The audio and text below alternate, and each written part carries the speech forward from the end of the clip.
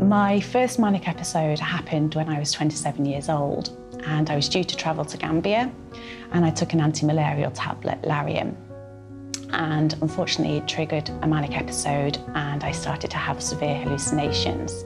I think my issues with mental health started when my anxiety started to become unmanageable. I think I've always been a quite anxious and worried person, but I think as soon as I got to uni it just got too much, and it was a point where I realised this is when I started needing help, really. I've suffered from depression and anxiety for as long as I can remember, really. I'm pretty sure I suffered from it, well, I'm certain I suffered from it before I actually realised. So I first realised I had a mental health problem around the age of 14. I got diagnosed with anorexia nervosa, but it had probably been going on for about a year prior to that.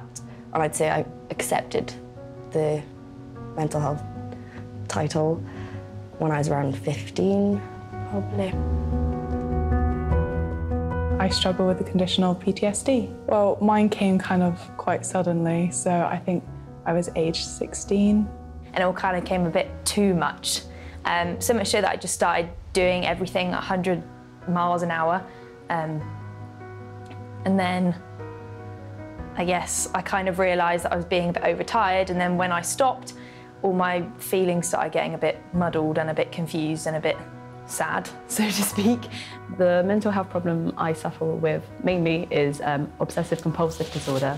My mental health problems all revolve around the contraceptive pill, and it frustrates me that that correlation isn't really spoken about very much. I was diagnosed with depression. I had to be sectioned under the Mental Health Act for my own safety, and following that, about a year later, I was then diagnosed with bipolar disorder.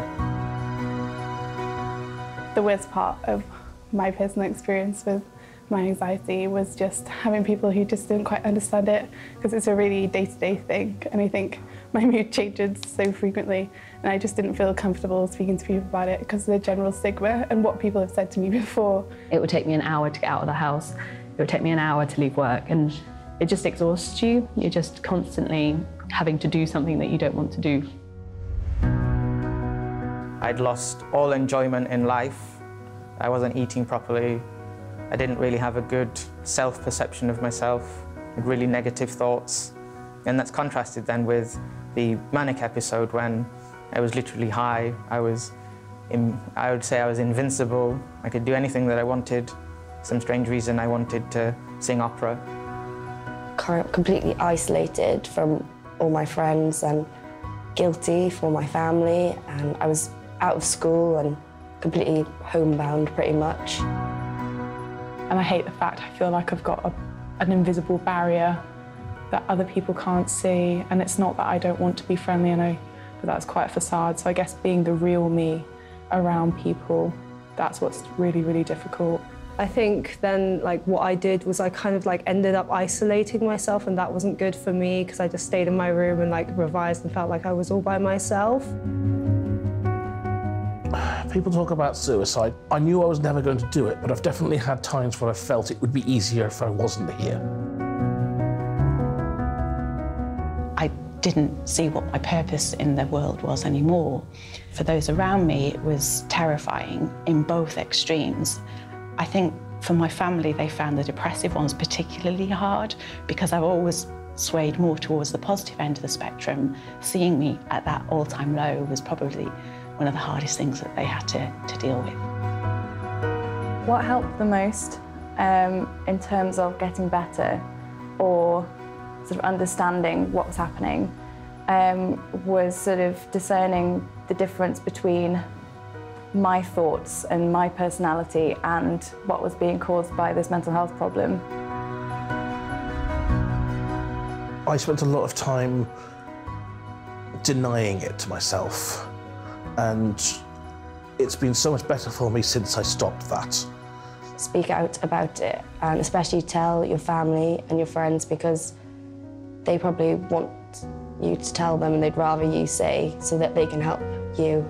Find somebody to talk to, anybody. even if it's just talking to yourself, because actually I think confronting my own feelings was the hardest part. I should have gone to my friends and family for support, which I've definitely done more so now. Go to the doctor, explain your problem. They're not going to think you're an idiot. They're going to help. That's the thing that will get you the correct treatment. Kind of remember that you're not the only person who's going through it alone. Speak up. I had to literally be pushed into the mental health wellbeing clinic, and I'm so glad that I got pushed by people around me to go. It helps, and there are people out there who want to help. Don't try and suffer on your own. By coming forward and standing up, you can kind of make that difference. It's made things better with friends and family. It's probably the best thing I ever did, really, is actually finding help. Lay all your feelings on the table. If you cry, you cry. If you get more upset, then you get more upset, but at least just talk about it, because I guarantee you'll feel 100 times better.